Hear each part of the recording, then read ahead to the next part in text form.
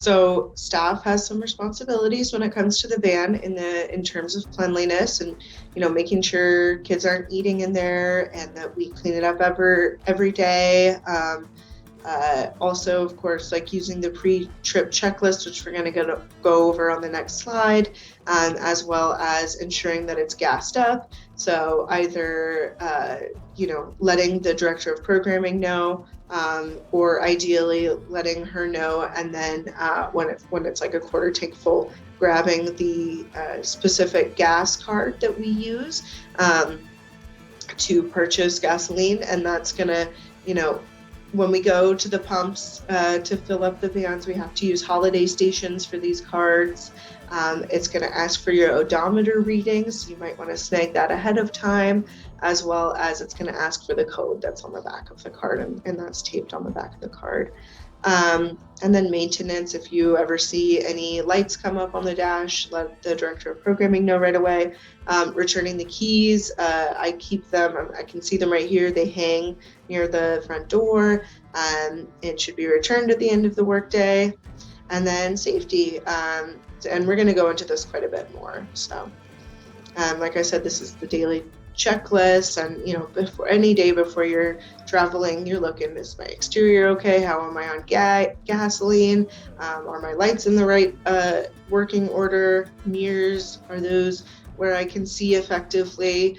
We're going to talk a little more about that. Are my blinkers working separate from my lights? Am I wearing my seatbelts? Are others wearing their seatbelts? And then how clean is the van, right? So you can kind of just do check marks. These are laminated pages, so you can wipe them clean at the end of the week. But this also you can initial, and it says like, I know that it was good on the day that I had it, right? Okay, so here's our always list. We'll just read through them. Okay, always review pre-checklist and notify appropriate person of any vehicle defects, which is usually going to be the director of programming. In the winter times, always clean snow, ice, and frost from all the windows. Always adjust your mirrors. You should barely be able to see the edge of the van with your side mirrors. So when you're adjusting them, you should just be able to see the edge of the van in your mirror, and then the rest of it. And that's when you know you've got them in the right spot. Always secure loose items within the van so that they're not projectiles if you were to get into a crash, including finding trash or other things that could roll underneath your seat and interfere with the pedals, right? Always leave early to avoid being anxious or rushed or making mistakes. Always drive with headlights on, even if it's midday, helps with visibility. Just do it for safety. Always use the right-hand lane when possible.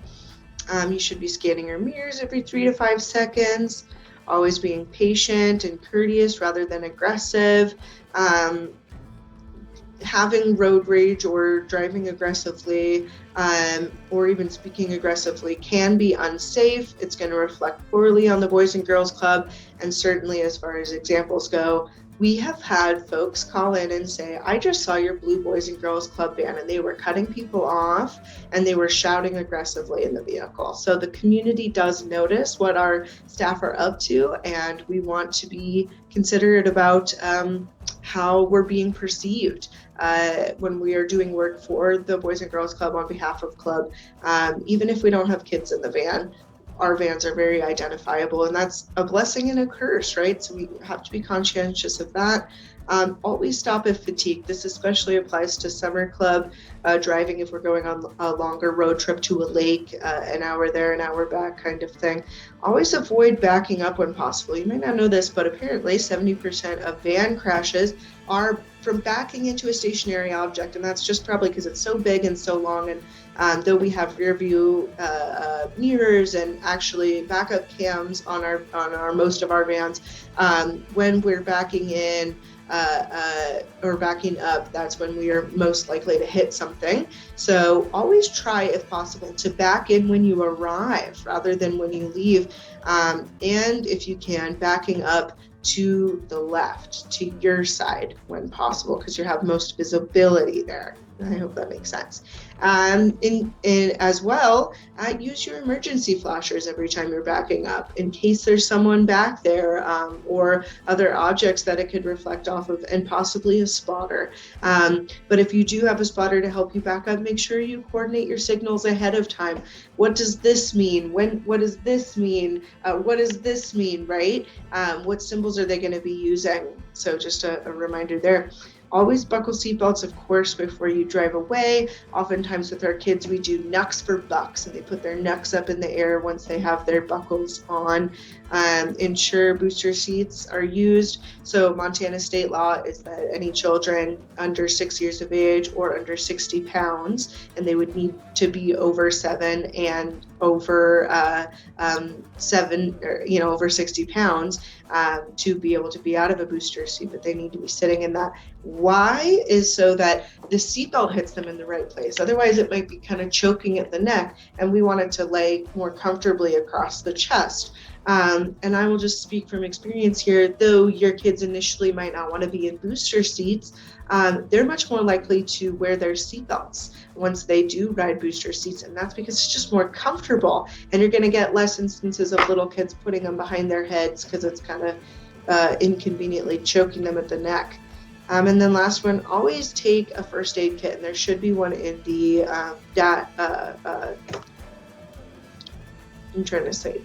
glove box, there we go, as well as always take your emergency contact list, and you might just have access to this digitally, so it clicks with the last one here, have a working cell phone in the vehicle somewhere with you. Okay, so when we're driving vans, it's similar to driving cars, but a little different. It's substantially longer and wider. So, one, we need a bubble of space between us and other vehicles, right? So as much as you can, you're saving space behind when you're stopping behind cars or driving behind cars. We're going to talk a little about that more later. You can't really control the people that are driving behind you though, right? The next thing that's unique, you've got more weight in this vehicle. And so it is going to take longer to do things like maneuver, turn, switch lanes, as well as stop. Especially if you're at a higher speed, especially in the summer, if we're driving on field trip and going on highway, consider the more weight you've got, the more speed. That's a math equation right there. You're multiplying it, and it is going to take exponentially longer to stop that big thing. So consider, especially roundabouts, you need to slow way down. You're gonna have to crawl through a roundabout, or you're at risk of tipping the vehicle over and not being able to slow down in appropriate time, and running into objects, right? So it's very similar to regular cars, but when you're turning, give yourself extra time. If it's a red light and there's no cars for some distance, where you would definitely do it in your own personal vehicle, maybe you're not doing it in the van and you're waiting till it's a green light, right? Or, as you're coming up on a vehicle, maybe you start slowing down way before the stoplight is happening, right? And then the third is accounting for crosswinds. So, that when we pass over like fields, there's going to be breezes blowing across that can be quite strong. If we're going under overpasses or over or under bridges, tunnels similarly, and if we're near larger vehicles, especially in the summer, if we're going near big truckers and things like that, those can create a crosswind, and because the vehicle is so tall and wide, that has more of a chance of tipping it over than if you were in your own smaller personal vehicle. So let's talk a little bit more about the bubble. Safe following distance, that's going to be 4 seconds behind, but when the roads are bad, we increase that to 6 seconds. How do we calculate it? We first look at a vehicle in front of us, and it's going to pass a fixed object, so maybe a mailbox, and then we're counting 1, 1,000, 2, 1,000, 3, 1,000, 4, 1,000, and that's when we should be hitting the line of sight with that same fixed object. That's how you can tell you're 4 seconds behind a vehicle. Especially this comes in important with larger commercial vehicles. Yes, I'm talking about big trucks with 8 wheels or whatever, the big truck or trucks, trailer trucks, but also with large vans, maybe utility vehicles, things like that. The rule of thumb is if you cannot see their mirrors, their side mirrors, you're in a blind spot. So avoid being in their blind spot. This means you're going to need to be farther back from them.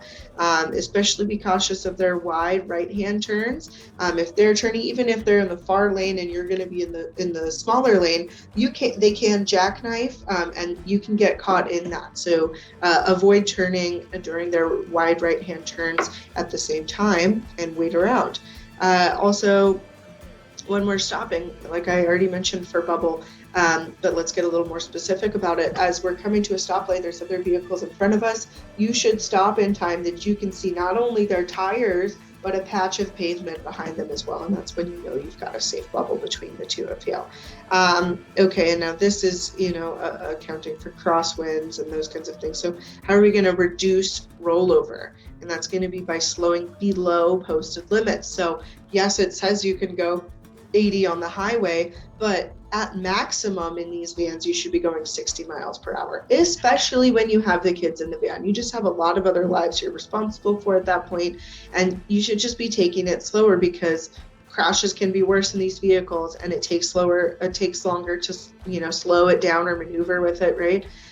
Especially we want to be slow way below that limit when we're doing turns, when the road conditions are poor. If we are up on a rural road, a dirt road, if we're driving on a shoulder or there's a ditch next to us, or we're alternatively on the other side near an embankment, or if we're going on off and on ramps, right? So in all of these times, we really want to be below the posted limit. I have had calls from community members as well saying, your van was going 80. Even if the speed limit's 80, that is too fast for our vans to be going. It's reckless driving.